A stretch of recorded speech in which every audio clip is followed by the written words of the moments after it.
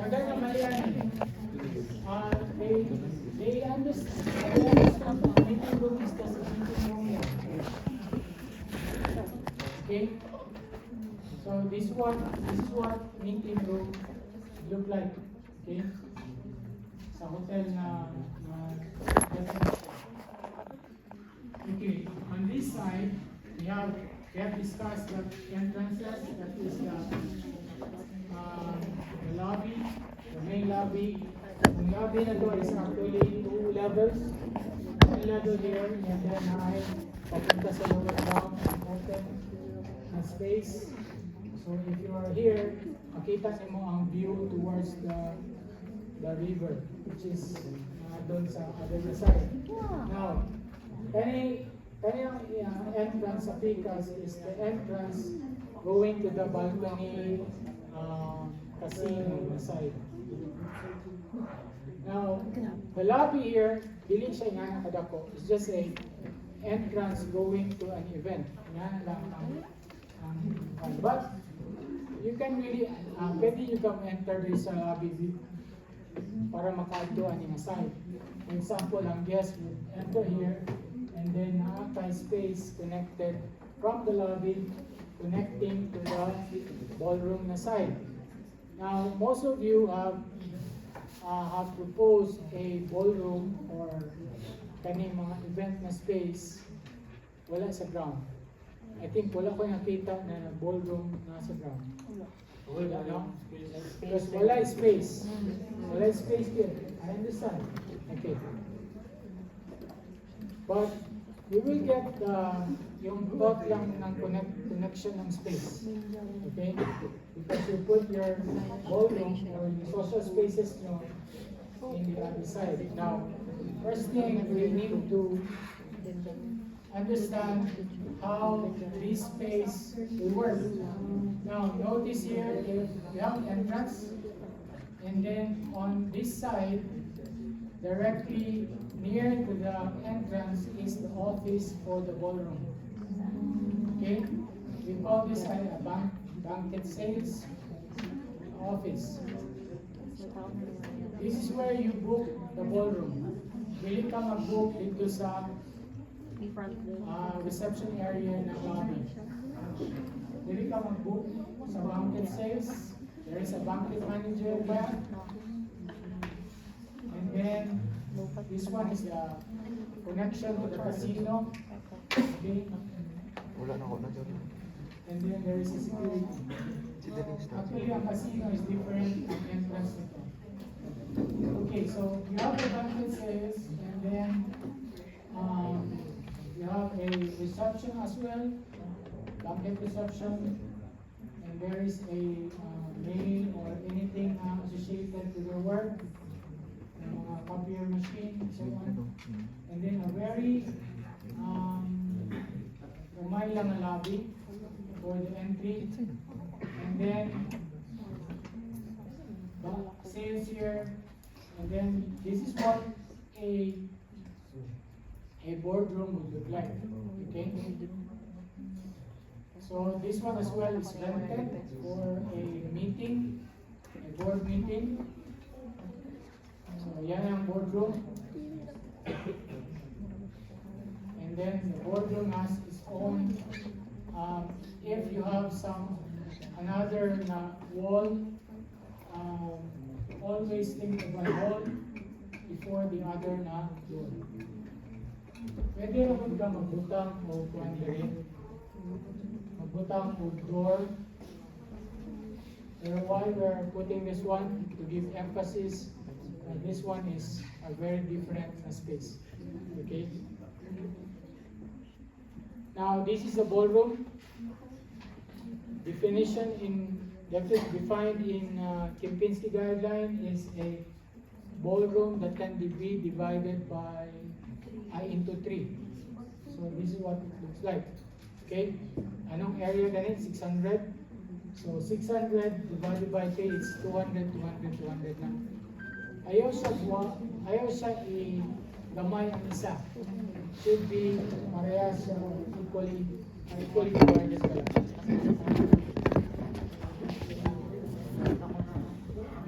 Now, in front of the ballroom is the free function area.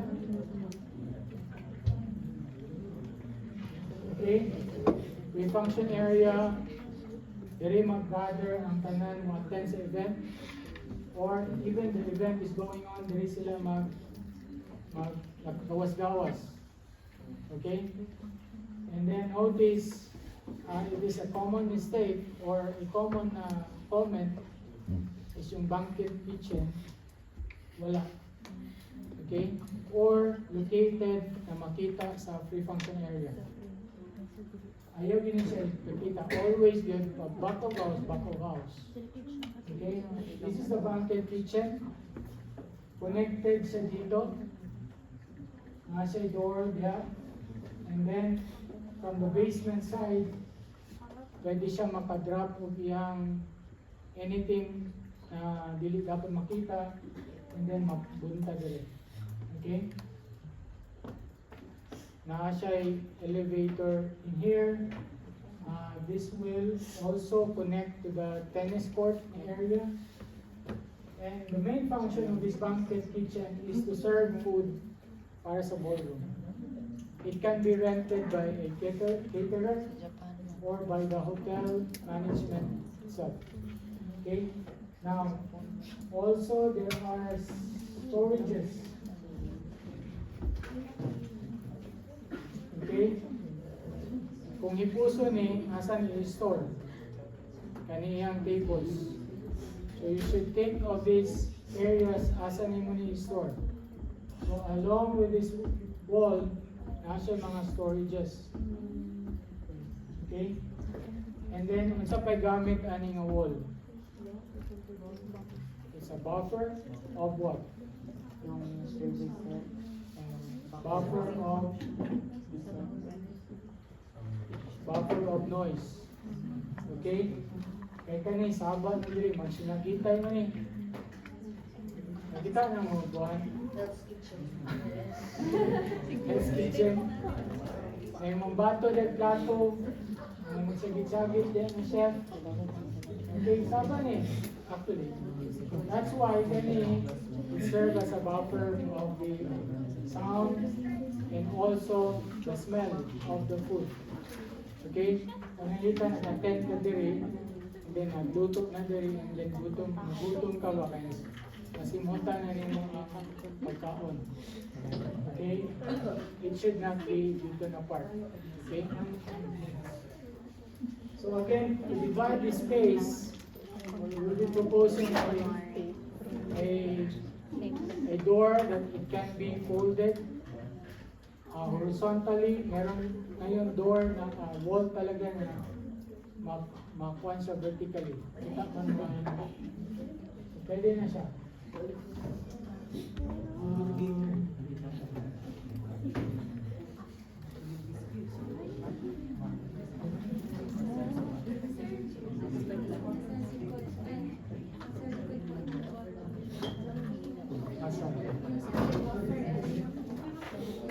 Storage spaces. Storage. Kani siya butang diri.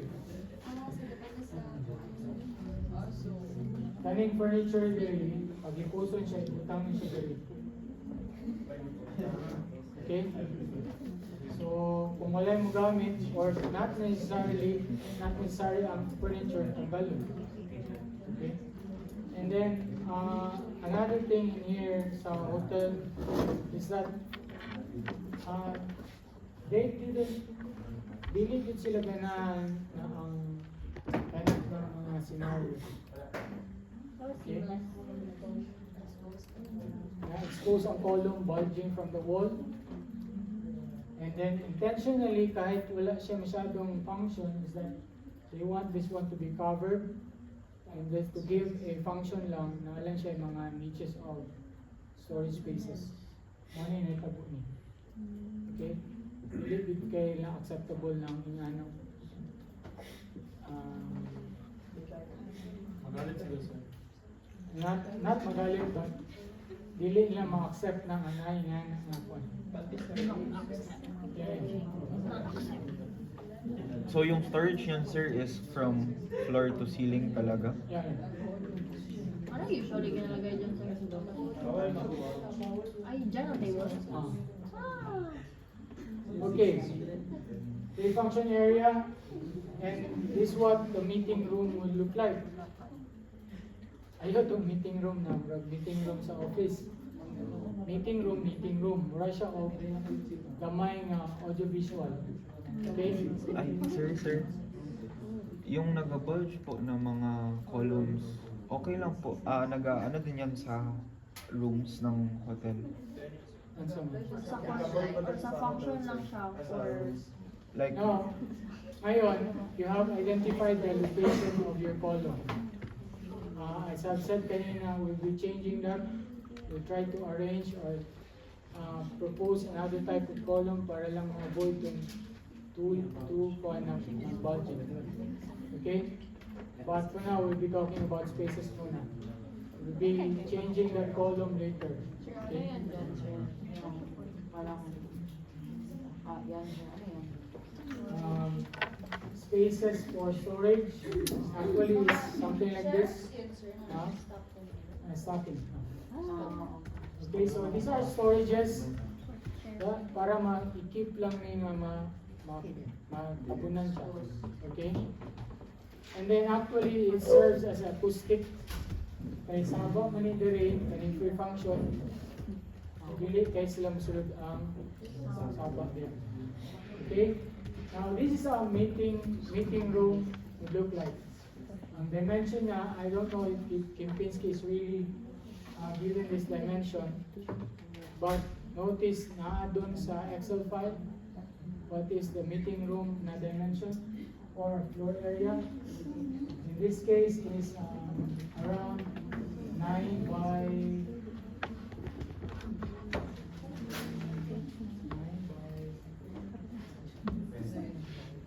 10.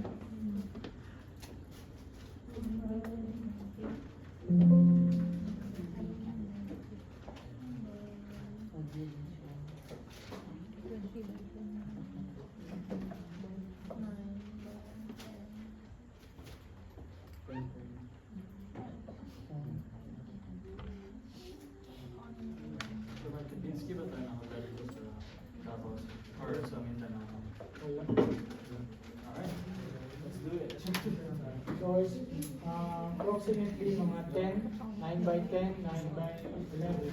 Okay? Okay, so that is wall to wall. So I think 90 ganda.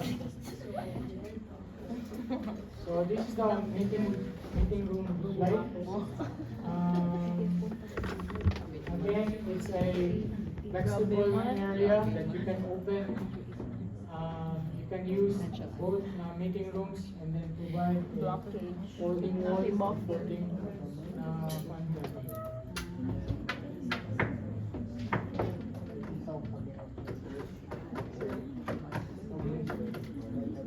congested ating school.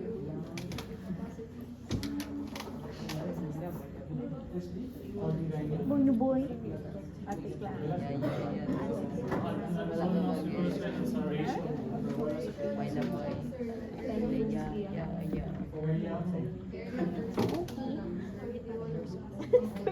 We are proceeding, but it's not associated sa number of rooms.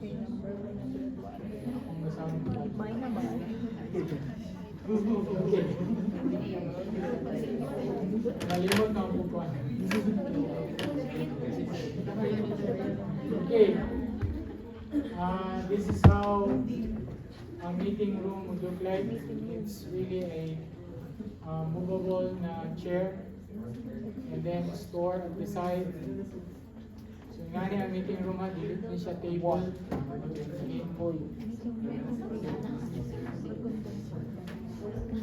So this is how classroom type. This one is a theater type. Siyang na niya siyang so this will hold a training workshop, anything very Dili siya pwede mag-function. Karoon ang gamiton. Gani ang gamiton.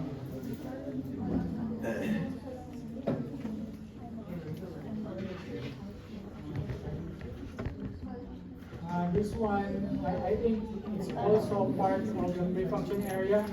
I can call this one as a breakout pre-function.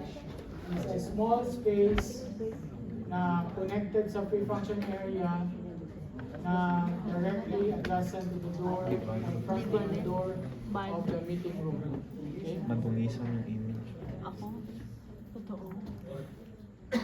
So I think that's enough. So Judge ko. later, next we have, wala pa tayo naabot sa lower ground. I'm talking about the kitchen, housekeeping, laundry area, and then amenities. Yan, tiny. So, pag-ibig about this one. So, right now, I want you to, ano mo idea of rooms. May question na, try to fix your guest floor.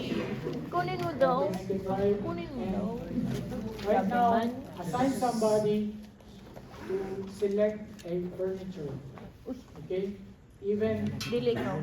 Dili ikaw. ito, naagi somebody na would really work on the layout of the furniture inside the room. Then make it a block and then Magawa lagi yun na kayo lang ng siyang sketch up. kwan. Somebody would try to Di ba? Kaya tinatawag. resolve, Sorry, Florence. assign it, delegate na siya. Sabi mo, Okay? Sabi mo, please. Really aggressive na. God damn it.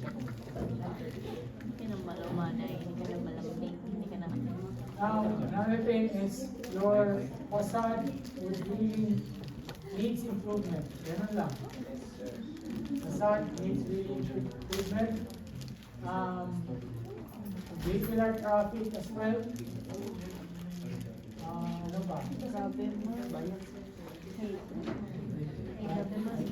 Wala na akong